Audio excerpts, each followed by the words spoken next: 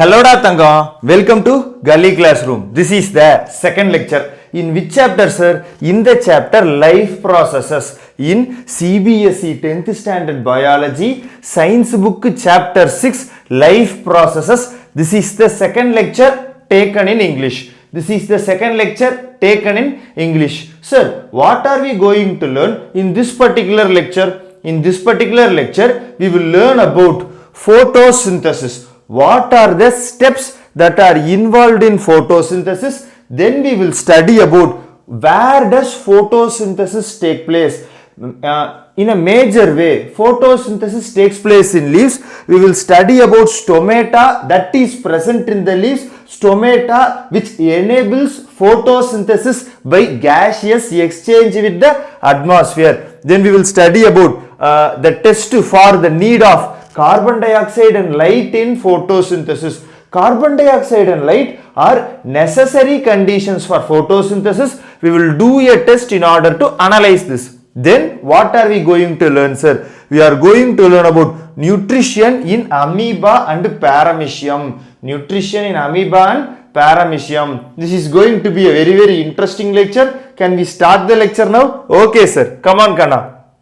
Here. What is photosynthesis? The word photosynthesis can be broken into two parts. Photosynthesis. So, you are going to use light in order to synthesize sugar or carbohydrates or energy. Sugar, carbohydrates, energy, all these things indicate one and the same thing. The food material that the plant synthesizes with the help of the sunlight by taking carbon dioxide and water and using chlorophyll, the green pigment that is already present in the plants is called as photosynthesis. So what is photosynthesis? Photosynthesis is the process by which light energy is used in order to convert, in order to reduce. What are you reducing? Carbon dioxide to glucose. Carbon dioxide to glucose by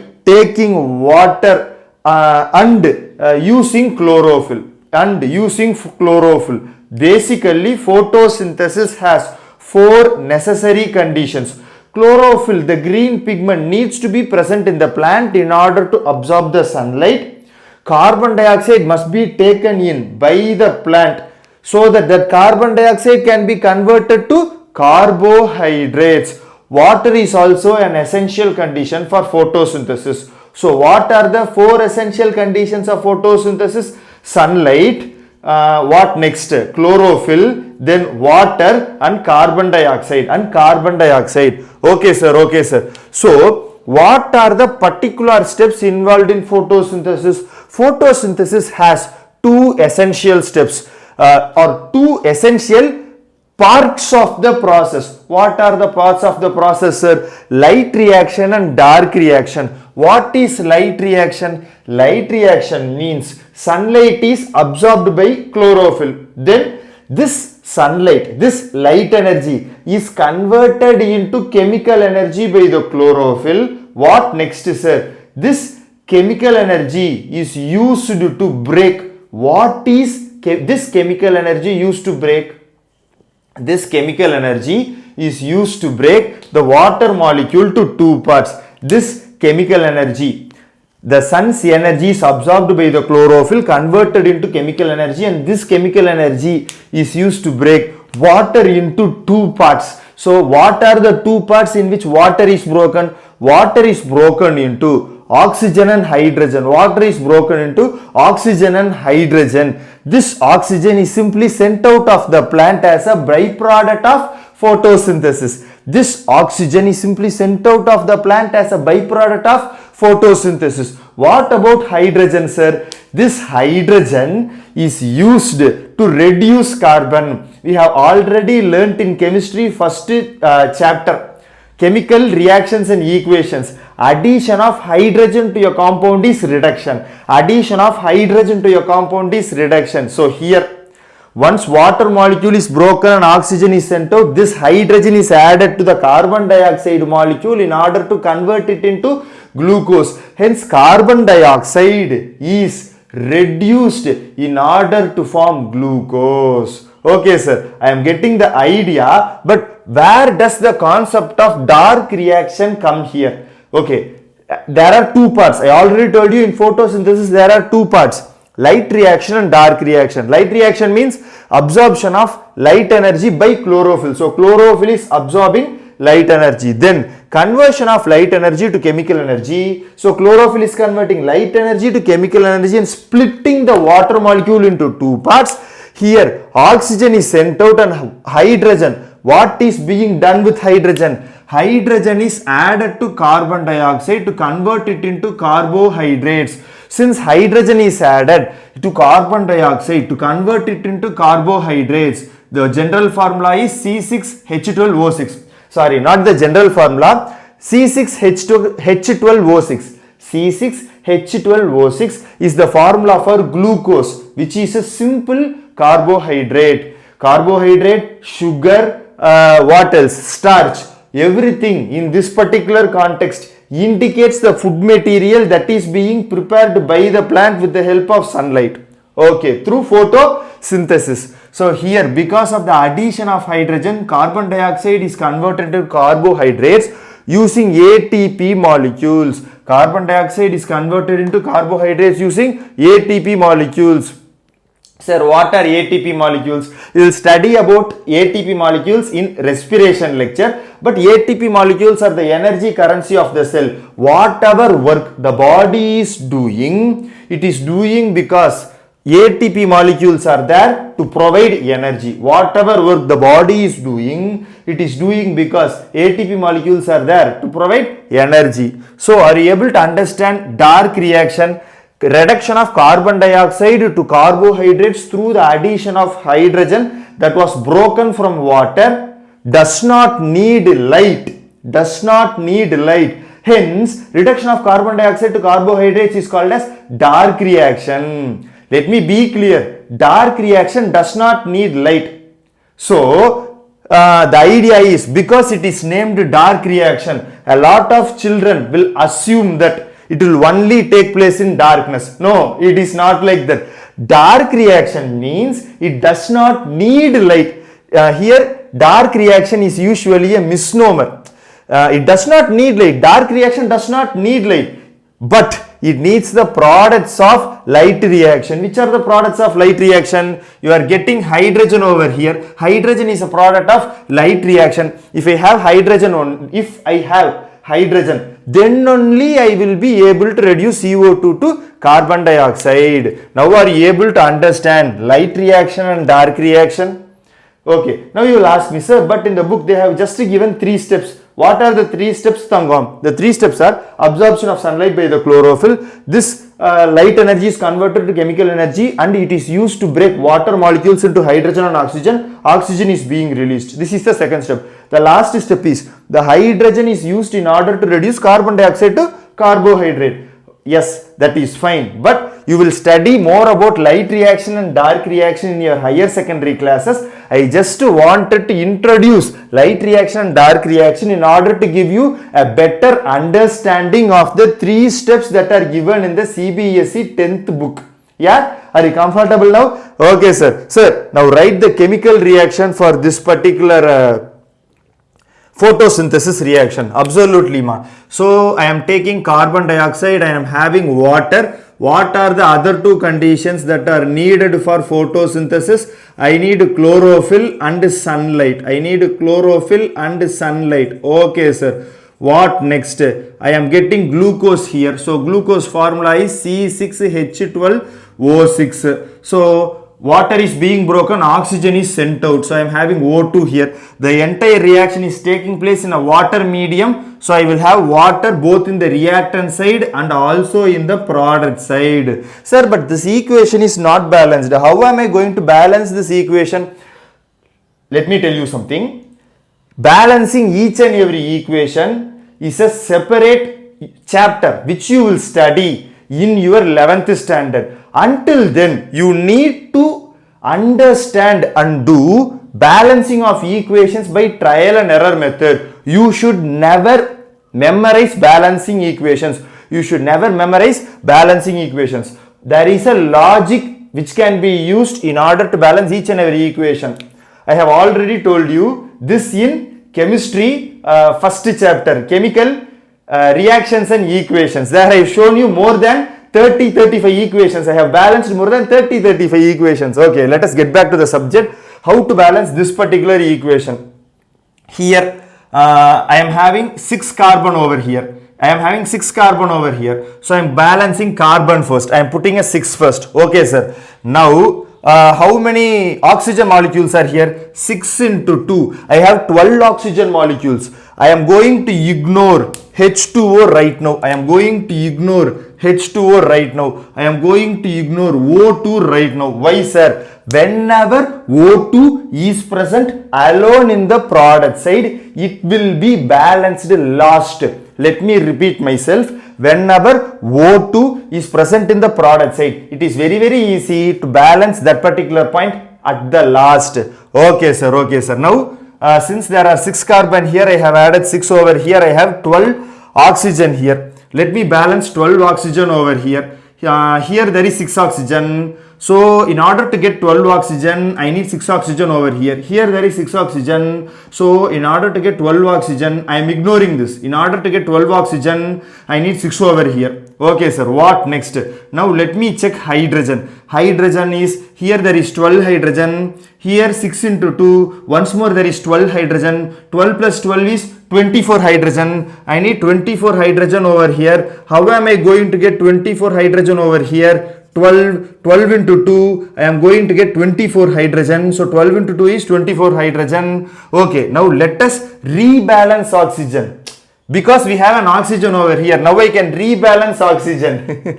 Let me again count oxygen. 6 into 2, I have around 12 oxygen. 12 into 1, I have 12 oxygen. So 6 into 2, 12. 12 into 1, 12. So 12 plus 12, I have a total of, here there are 12 oxygen, here there are 12 oxygen, I have 24 oxygen. Let me get back over here. Here there is 6 oxygen, here there is 6 oxygen. I need a total of 24 oxygen. So I need a 12 oxygen over here. In order to get 12 oxygen over here, I will add 6 over here. 6 into 2 is 12. 6 plus 12 plus 6 is 24. Here also 12 plus 12 is 24. The oxygen is also balanced. Hence I have balanced this particular equation. Hence I have balanced this particular photosynthesis equation. Isn't balancing fun? Isn't balancing fun? Yeah, okay, anyway. So, Kanna, let me ask you a question. When will photosynthesis take place? Whether it will take place in the day or night? Sir, how can you ask such a ridiculous question? Photosynthesis needs sunlight. Sunlight comes only in the daytime. So photosynthesis has to obviously take place during the daytime. Oh, I am sorry. So photosynthesis has to take place during daytime. Okay. During the day, photosynthesis is taking place. So what does photosynthesis involve? Photosynthesis involves taking carbon dioxide inside the plant and breaking water and giving oxygen outside the plant. Photosynthesis involves taking carbon dioxide from outside the plant and giving oxygen broken from water outside the plant. So basically during the day, the plant is taking carbon dioxide in, giving oxygen out. Sir, what will happen during the night, sir? During the night, respiration will happen. What is respiration? Respiration is the process by which oxygen combines with digested food materials. Oxygen combines with digested food materials and produces energy. And this energy is stored in the form of ATP molecules, which I just told over here. Respiration is the process by which oxygen combines with food material. You are literally burning the food material inside the body. Not just you, even the plant during the night is burning the food, the digested food using oxygen. So it is using oxygen. So during the night, the plant will take in oxygen. So oxygen is taken inside. Oxygen is taken inside. carbon dioxide is given out. Why is carbon dioxide given out? Whenever you burn a carbon material, carbon dioxide is always a byproduct. Am I right or wrong? If you are burning coal, carbon dioxide is a byproduct. If you are burning petrol, carbon dioxide is a byproduct. If you are burning your natural gas, CH4, methane, carbon dioxide is a byproduct. Whenever you are burning anything that has carbon dioxide is always a byproduct. So you are burning. What am I burning? You are burning. Okay, here you are burning food that is present inside the body, digested food. All food in the world is carbon based. So when you are burning the food that is present inside the body, which is carbon based, automatically you are getting carbon dioxide. Okay sir. So during the daytime, plant is taking in carbon dioxide, giving out oxygen. Okay, photosynthesis is taking place. During the night time, plant is taking in oxygen and giving out carbon dioxide. Respiration is taking place. That is why during the night, people will tell you not to sit under the tree. Why sir? Because during the night, the tree is literally giving. What is the tree giving? Carbon dioxide. But what do you need? You always need oxygen. So when am I supposed to sit under the tree, sir? You can sit under the tree during the daytime. When you are sitting under the tree during the daytime, the tree will be pouring oxygen on you. You will feel refreshed. Okay sir. You told about light reaction and dark reaction. Does these processes take place one after the other? Okay, not exactly. Sir, give me a proof. Let us take desert plants. Desert plants obviously are in scorching heat. So they need to reduce transpiration. Sir, what is transpiration? Transpiration is the process by which water vapor is sent out into the atmosphere by the leaves through the stomata. Transpiration is the process by which water vapor is sent out into the atmosphere by the leaves through the stomata. Okay, so desert plants need to reduce transpiration. They need to reduce the loss of water because water is very hard to come by in deserts. Okay sir. So what do they do?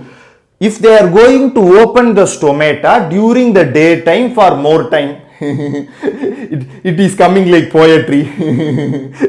If desert plants open the stomata for more time during daytime, what will happen? They will lose more water. In order to reduce the amount of time for which the stomata opens, what is the desert plant doing? It is taking in carbon dioxide during the night itself. Desert plant is taking in carbon dioxide during the night itself and preparing an intermediate. So during the daytime, the plant is immediately absorbing sunlight and using this intermediate, it is doing the process of photosynthesis very fast. Let me repeat myself. During night time, the desert plants are taking in carbon dioxide. Only the desert plants are taking in carbon dioxide and converting them into an intermediate. This intermediate needs energy to get converted into sugar to carbohydrates. That is done during the daytime. The sunlight is immediately absorbed during the daytime, and what is happening? Chlorophyll is converting this intermediate into sugar. So that is how desert plants reduce the amount of water that is lost due to transpiration during the daytime. Okay, how is this particular food stored in plants? This particular food is stored in plants has carbohydrates. This particular food is stored in plants as carbohydrates. In fact, it is stored in polysaccharide form. What is polysaccharide? Break the word. Poly means many. Saccharine means sweet. Saccharine means sweet. So, sugar molecules, many sugar molecules combine to form polysaccharide. It is simply a polymer. We will learn about this in your higher secondary botany classes. It's a fun topic in biomolecules. Anyway, let us get back to the subject. Carbohydrates are stored in polysaccharide form. Poly means many, saccharine means sweet. All sugars are sweet. All carbohydrates are sweet. Okay, sir. So, in plants, the food is stored as starch. In animals, the food is stored as glycogen. In plants, the food is stored as starch. In animals, the food is stored as glycogen. Sir, tell me an extra point about starch and glycogen. Starch is less branched, whereas glycogen is more branched. How am I supposed to remember this? Look at starch. It literally has one branch. Look at starch. It literally has one branch. What about glycogen? G. G has more than one or two branches. This can be a branch. This can be a branch. This can be a branch. So glycogen has more branches. Glycogen has more branches. Are you comfortable with this particular point? Okay, sir. Sir, I am comfortable with all this. Now, let me ask you a question. Where is photosynthesis taking place? Photosynthesis is obviously taking place in a leaf. Why is photosynthesis taking place in a leaf? Photosynthesis is taking place in a leaf because the leaf is adapted for photosynthesis. This particular leaf is adapted for photosynthesis. Essentially, this particular leaf has a very large surface area. What next, sir? It has a lot of vascular tissues. This is called as midrib, and these vascular tissues, what are vascular tissues? Xylem and phloem. They help to transport water and food materials to the leaf and from the leaf. The xylem and phloem vascular bundles, vascular tissues help to transport food materials and water materials to the leaf and from the leaf. They also have a very good apparatus for gaseous exchange. Okay, so sir, what is the waxy layer on top of this particular leaf called? It is called as cuticle. It is called as cuticle. Sir, I am comfortable with the outer part of the leaf. Now please tell me about the inner part of the leaf. Okay, you want the inner part of the leaf? Let me go for the inner part of the leaf. I am going to do a section here. I am going to do a section here and show you what is present in the section of a leaf. What is present in the section of a leaf? Look at this. This is called as a section of a leaf. Now, if you look at this through a microscope from this direction, if you look at this leaf through a microscope from this particular direction, so what will I be able to see? You will be able to see something like this. You will be able to see something like this. Sir, what is this here? That is the outermost waxy layer, which is your cuticle. Okay, sir. What next? There is epidermis. The epidermis has two layers. There is an upper epidermis and a lower epidermis. There is an upper epidermis and a lower epidermis. The epidermis is a single cell layer. It is a protective layer. Okay, sir. What next? The stomata, which helps in gaseous exchange. Sir, wait. Yes, Tangam. What is stomata? Stomata are small pores, small holes, which help the leaf in order to take in oxygen and give out carbon dioxide. Take in during respiration and take in carbon dioxide, give out oxygen during photosynthesis. So leaves need to do exchange of gases, that is done through stomata. You need to do exchange of gases, that is done through your nostrils, that is done through your nasal cavity. Similarly, the leaf needs to exchange gases, that is done through stomata. Sir, where is stomata present? Stomata is always, in fact, stomata is usually present in the underside of the leaf. It is not present in the upper side of the leaves. Why, sir? The leaf is usually like this. The sun's heat will fall immediately on the topmost part of the leaf. The sun's heat will form on the upper part of the leaf. The upper part of the leaf is called as adaxial side. The sunlight will fall on adaxial side. So, more stomata is present in the back part of the leaf, abaxial side, back part of the leaf, abaxial side. In fact, in dicotyledons, in dicot plants, there is no stomata at all in the upper part of the leaf, in the adaxial side of the leaf. The stomata is only present in the lower part of the leaf, in the abaxial side of the leaf. Okay, sir. So, isn't it beautiful, sir? What is beautiful? God has given the leaf stomata in the under part of the leaf such that the plant will be able to control the amount of transpiration. The plant will be able to protect. What does the plant protect? The stomata from the direct sunlight. The plant will be able to protect stomata from the direct sunlight because stomata is present in the abaxial underside of the leaf. Isn't this beautiful, sir? Isn't nature glorious? Absolutely, nature is glorious. So this is basically your section. Okay, are you in this particular diagram? Are you able to see the small stomata that is present in the underside of the leaf? Yes, sir, there is a very small stomata present in underside of the leaf in the lower epidermis. Okay, beautiful. Now what are you going to teach me, sir? I am going to teach you how to draw stomata. I am going to teach you how to draw stomata. Okay, sir. So what are stomata? Stomata means tiny pores on the surface of the leaf, usually in the bottom of the leaf, usually in the axial side of the leaf, usually in the back of the leaf, such that the stomata is protected from direct sunlight. So stomata are tiny pores on the surface of the leaf. It is the main site of gaseous exchange and respiration. It is the main site of gaseous exchange and respiration. Okay, sir. First, let us draw the stomata. Okay, let me draw stomata now. This is how you need to draw stomata. Before drawing stomata, I will show you how not to draw stomata. You should never draw stomata something like this. No, you should not do like this, because when you are curving your hand, the structure of the stomata will not come nicely. When you are curving your hand, the structure of the stomata will not come nicely. Okay, I forgot this thing. I forgot my towel in order to rub the board. So I am absolutely sorry for that particular interruption. Let me continue this class.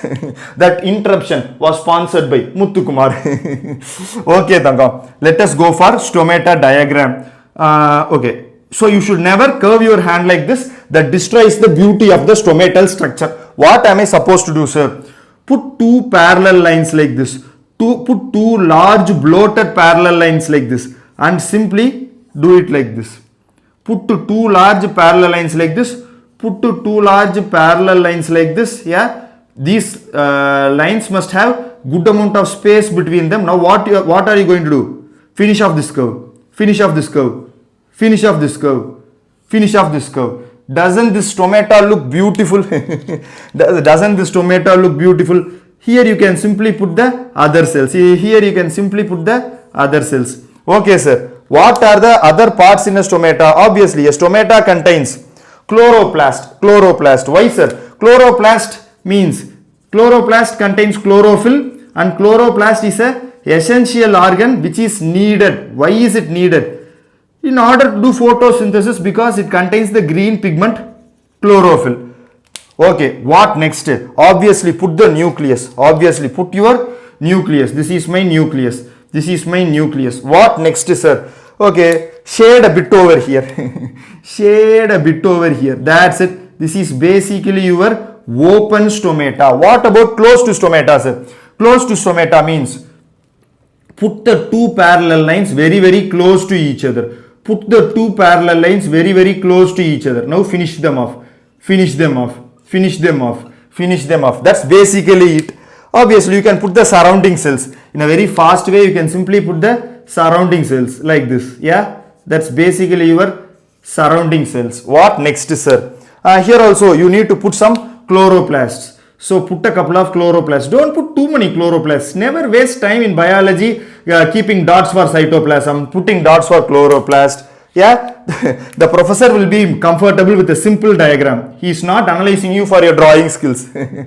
Yeah, this is basically the diagram. Here, the stomata is open. This is called as open stomata. Okay, sir. What about here? Here, the stomata is closed. This is called as closed stomata. Okay, sir. Here it is closed stomata. Okay, what are the different parts, sir? This is the pore.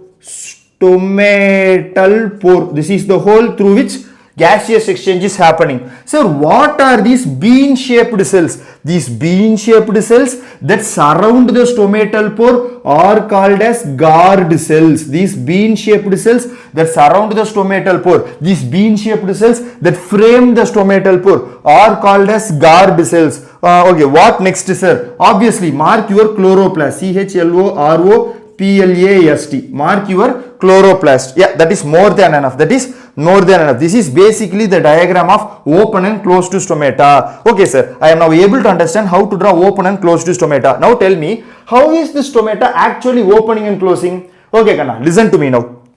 Here, what is the stomata doing? The stomata is absorbing water. The stomata is absorbing water. When water flows into the stomata,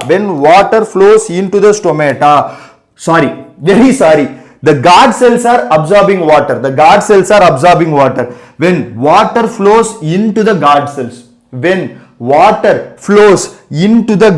what is happening? The guard cells are swelling, the guard cells are becoming bigger, the guard cells are expanding, and when the guard cells are becoming expanding and bigger, the stomatal pore is opening. Are you able to understand what is happening? When the water goes out of the guard cells, the stomata is getting closed. When the water goes out of the guard cells, the guard cells become flaccid. The stomatal pore is being closed. When water comes into the guard cells are becoming turgid. What is turgidity, sir? Turgidity means it is expanding because of absorbing water. Let us say you are taking some raisins and putting these raisins in water. What will happen? These raisins will become turgid. How will they become turgid? They will absorb and expand. They will absorb water and expand. In a similar way, guard cells are absorbing water and expanding, and during this expansion, during the time when the guard cells are becoming turgid, this stomatal pore is being open. What about here, sir? Here the guard cells are sending water away. They are becoming flaccid. Because the guard cells are shrinking, because the water is flowing out of them. What is happening? Here the stomatal pore is closing. Are you able to understand how stomata is controlling the flow of gases inside and outside the plant? Yes, sir. Absolutely, sir.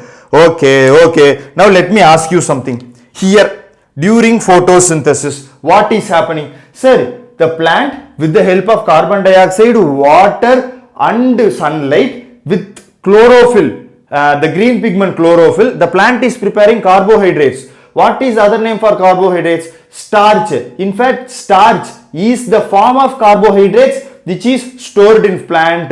The food reserve, the internal food reserve of plants is called as starch. Okay, so how are you going to test the presence of starch in a leaf? Okay, that is an excellent question, sir. How are we going to do that, sir? We are going to do it using a test called as starch iodine test or starch test. We are going to do a test called as starch iodine test. What is starch test, sir?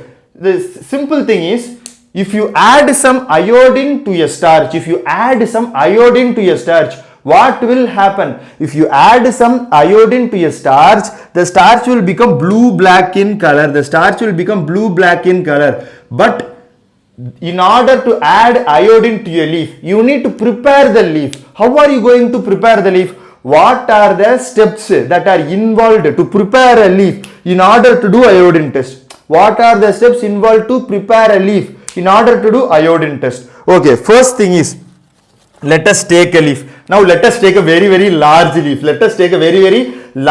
Okay, sir. Using this leaf, what you are going to do? I am going to put it in water and boil it for some time. Why, sir? This leaf needs to become soft. Also, what I need to do is, by boiling, I am killing the cell membrane. Because I am killing the cell membrane, the iodine can get inside the leaf easily. Okay, sir. I have now boiled the leaf. What to do next? Boil it once more in alcohol. When you are boiling it in alcohol decolorizes the leaf. What does alcohol do? Alcohol decolorizes the leaf. Okay, once the leaf is decolorized, what am I supposed to do? Take the leaf from the alcohol, which is put in a water bath. So anyway, once the leaf is boiled in alcohol, take it, wash it with water. Why am I washing the leaf that has been boiled in alcohol with water? So that the alcohol will be removed. What next, sir? Now you have the leaf that is needed for iodine test. put a few drops of iodine on this particular leaf, and what will happen? Immediately this leaf will turn blue black in color, and intense and very dark blue black in color, just like this, a very dark blue black in color. Wherever the leaf has chlorophyll, there the leaf would have done photosynthesis. Let me repeat myself. Wherever the leaf has chlorophyll, the leaf would have done photosynthesis over there. There will be starch present over there. So the entire leaf will not become blue black. Wherever starch is present, wherever chlorophyll was present, and because chlorophyll was present, chlorophyll in those places was able to manufacture and store starch. In those particular places alone, what will be there? In those particular places alone, that particular leaf will turn beautiful blue black in color. Here, look at this particular leaf. Are you able to see the mixture of colors? Wherever starch is present, the leaf has become blue black. Because there is a variation in colors, this particular leaf is called as variegated leaf. Because there is a variation in color, this particular leaf is called as variegated leaf. Okay, sir. Okay, sir. Sir, let me ask you a question. Please, Tangong. Sir, is it possible that in some leaves, the entire leaf will contain chlorophyll, and in that particular leaves, the entire leaf will become blue, intense blue black in color? Yes. Let us look at this example. Here, the entire leaf has become blue black in color. Why? The entire leaf has chlorophyll and hence has participated in photosynthesis, manufacturing glucose or starch, which is stored in the entire leaf, and hence the entire leaf has tested positive for iodine and is showing an intense blue black color. Are you able to understand how to do starch test, starch iodine test? Okay, sir. Okay, sir. Okay. What is chloroplast? Chloroplast is the cell organelle where chlorophyll is present. It is essential for photosynthesis. It contains the green chlorophyll pigment. Okay, sir. Okay, sir. Now you did tell me that you will talk about a few tests that can be done. You told me that you will talk about a few tests that can be done. For what? A few tests that can be done in order to verify that carbon dioxide and light are needed for photosynthesis. A few tests that can be done in order to verify that carbon dioxide and light are needed for photosynthesis. Sir, how are we going to do those particular tests? Okay, Gana, let me tell you. First, let us test for carbon dioxide. Okay, sir. This is what you are going to do. First, destarch a plant. Sir, what is destarching? You are going to check whether photosynthesis is happening in a particular leaf. In these both tests, you are going to test whether photosynthesis is happening in a plant. How are you going to test? You are simply going to test the presence of starch.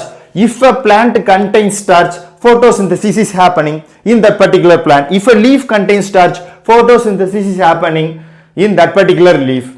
So, first, put a plant in a dark room for 1 day. In that 1 day, the leaves will use the starch that is already present in the leaf. Some starch must already be present in the leaf. So, in order to remove that starch, put the plant in a dark room for 1 day.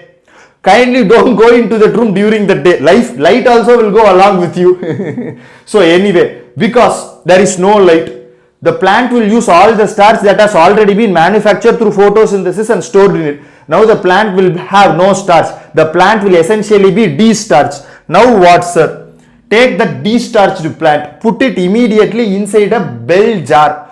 Inside the bell jar, place KOH. Inside the bell jar, place an alkali. What is an alkali? An alkali is simply a strong base that can be dissolved in water. To learn more about alkali, you can simply go to Gully Classroom, Acid, Bases and Salts, and have fun over there. Anyway, so there is carbon dioxide in the jar. When you are putting the jar, a glass jar, over the plant, obviously some amount of carbon dioxide has to be present inside the glass jar. Yes, sir. But now this is what is going to happen. This KOH, what will it do? This KOH will essentially react with CO2 which is present in the jar and give us K2CO3, potassium carbonate, and give us potassium carbonate, and hydrogen will be sent outside. So carbon dioxide inside the bell jar is consumed by KOH immediately and no carbon dioxide is present for the plants in order to do photosynthesis. No carbon dioxide is present for the plant in order to do photosynthesis. Now what will happen, sir? Because there is no carbon dioxide present, the plant, even though it has sunlight, even though it has some water, obviously water the plant and do this experiment. Do not kill the plant. So there is sunlight, there is water, and the plant contains chlorophyll. But since there is no carbon dioxide, photosynthesis will not happen. How am I supposed to test this? Put that plant in that particular system for a day. After a day, take a leaf from the plant and test it for starch. Do the iodine test. That leaf will not turn intense blue-black. Hence, telling you that photosynthesis has not happened when there is no carbon dioxide in the bell jar. Carbon dioxide is needed to convert into carbohydrates or sugar. Okay, sir, this particular equation is not balanced. Kindly balance this equation. Okay, Kana, let me check. Here there is 2. I am going to put a 2 in order to balance potassium. Here oxygen is 3. There also it's 3. Hydrogen is 1. Okay, 2 hydrogen. There also it's 2 hydrogen. Carbon is 1, 1. It is balanced. This equation is balanced. Okay, sir. Now I know how to test for the need of carbon dioxide. How to test for the need of light. For the need of light, this is what you are going to do. Take a particular leaf. Take a particular leaf. Take one more leaf. Sir, how many leaves do you have over there, sir? I have as many leaves as needed by the lecture. I have as many leaves as needed by the lecture. Take a leaf like this. What are you going to do? You are going to put a black tape over this. I am going to put a black tape over this. Yeah. Look at the diagram. In the diagram, one particular leaf has black tape on both sides of the leaf. Has black tape on both sides of the leaf. This black tape will not allow. What it will not allow? Light to get through to the leaf. Now what will happen, sir? Now obviously take a de-starched plant. You are testing for carbohydrates, you are testing for starch. Take a de-starched plant, put a black tape on both sides of the leaf and place it in sunlight.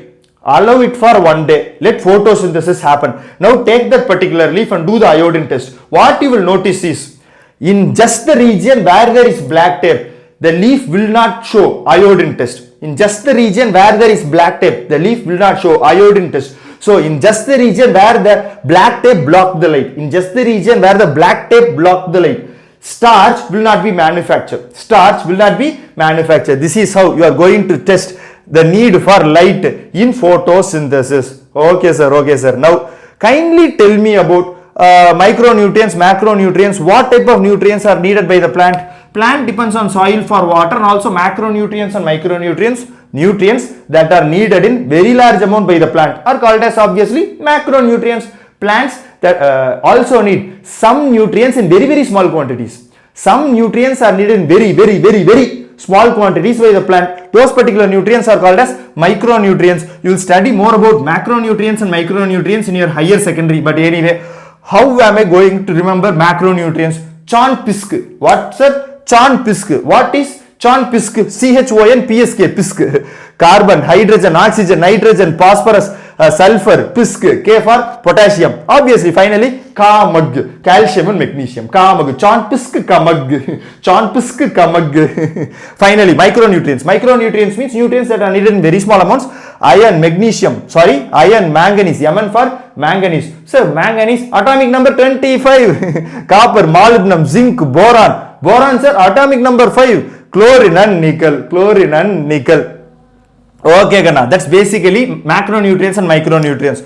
All these nutrients are essential for the plant, but nitrogen obviously plays a very important role in the life of the plant because it helps in the synthesis of proteins. Nitrogen helps in the manufacturing of proteins and other compounds. How is nitrogen taken by the plant? Nitrogen is taken by the plant as inorganic nitrates and nitrites. In fact, we have seen in the last lecture that the rhizobium bacteria, what is rhizobium bacteria doing? It is present in the root nodules of the leguminous plants. It is fixing the nitrogen in the air to nitrates. This nitrate can be used by the plant, and this is a good example for symbiotic nutrition, symbiotic relationship. Yeah. So we have seen about symbiotic relationship in the first, in the first lecture of this particular chapter. Okay, that's basically the last topic. We are getting to the last topic of this particular chapter, which is nutrition in unicellular organisms. So what unicellular organism are we going to discuss here? So, sir, we are going to discuss about amoeba. Okay, let me draw the diagram and explain how amoeba is doing its nutrition. The first step is, okay, let me use black color. The first step is, this is going to be my amoeba. Okay, sir. So this is amoeba. Have a couple of dots. That's basically enough. This is cytoplasm. Here there is your food material. I am going to put the food material in red. I am going to put the food material just for a difference in red. What is this going to happen here? Here the amoeba, which is a unicellular omnivore. What is omnivore? It literally eats anything. It doesn't matter whether it is a plant material or animal material. Amoeba, as long as it is smaller than the amoeba, it will simply eat. What will amoeba do? This is the food material. This is the food material. Amoeba will form extended arms. Amoeba will form extended arms, temporary finger-like extensions, which are called as pseudopodia, around the food material, which are called pseudopodia around the food material. Okay, sir. Why is amoeba forming temporary finger-like extensions around the food material? The amoeba is going to engulf the entire food material. The amoeba is going to engulf the entire food material. What has happened here? Here the food material has been engulfed. Here the food material has been engulfed. So here the food material has gone inside the amoeba. The food material has gone inside the amoeba. Sir, where is the nucleus of the amoeba, sir? Let's say the nucleus is over here. Okay, let me put a couple of dots in it. Obviously, what is this particular part of the amoeba called, sir? Here there is food. Am I right or wrong? Yes, sir. So it is called as food vacuole. It is called as food vacuole. Okay. Now what is happening? Here the digestion is happening. Here digestion is happening. Okay. Now the food is digested. Let me write the steps of what is happening. Here ingestion is happening. Ingestion. What is ingestion? Ingestion is the process by which the food is being consumed by the organism. Here digestion is happening. Okay, what is digestion? Digestion is the process by which food is actually broken into its constituent parts. What next? Here, this particular organism, it has digested the food. Now what is happening? Here, absorption is happening. What is absorption? The food that has been digested by the vacuole, the food that has been digested by the vacuole is sent inside the body. So what is happening here? Absorption is happening. Fine. What is happening here? Absorption is happening. So all the digested food material has been absorbed by the amoeba. What is the final step, sir? Over here, egestion is happening. Amoeba will be in different shapes during different times. So you need not exactly repeat the same structure, but go for the same size. Its cytoplasmic material will not change. So go for the same size. Obviously, put a nucleus here. Here what is happening? Over in this particular corner, all the unwanted materials will be sent outside. All the unwanted materials will be sent outside. That has been digested by the bacteria. I am going to call this particular thing egestion. That's basically nutrition in an amoeba. Amoeba takes food using temporary finger-like extensions called pseudopodia. These are called as pseudopodia. Which is called as pseudopodia? These arms are called as pseudopodia. What next? This pseudopodia fuses over the food particle, becomes a food vacuole. Then the complex food substances are broken to simple ones and it is diffused into cytoplasm. What is diffused into cytoplasm? Absorption is taking place. The undigested material is moved and sent out of the body. Egestion is happening. In amoeba, all the transfer takes place by simple diffusion. What is simple diffusion? Simple diffusion is a process by which material moves from its region of higher concentration to its region of lower concentration. Okay, so what next? Amoeba, obviously it is a single cell. It is a unicellular omnivore. There are no special organs. All the functions, whatever life functions that amoeba might have, it is simply done by this particular cell, this single cell. The food is taken in by the entire surface. Yeah. Okay, what is the last topic that you are going to teach for today, sir? Let me teach you about nutrition in paramecium. Nutrition in paramecium is slightly more interesting. How, sir? Let us say this is a paramecium over here. Let us say this is a paramecium over here. Okay, what is happening here? Obviously, this has a nucleus. Paramecium has a lot of hair-like extensions around it, which is called as cilia. This hair-like extensions of paramecium is called as cilia. What is the use of the cilia? The cilia is obviously used in locomotion for moving, but let us say here there is the entrance for food. Here there is the entrance for food. Let us say a cilia is catching a food like this. This cilia will transfer the food to the next cilia and it will slowly transfer to the mouth.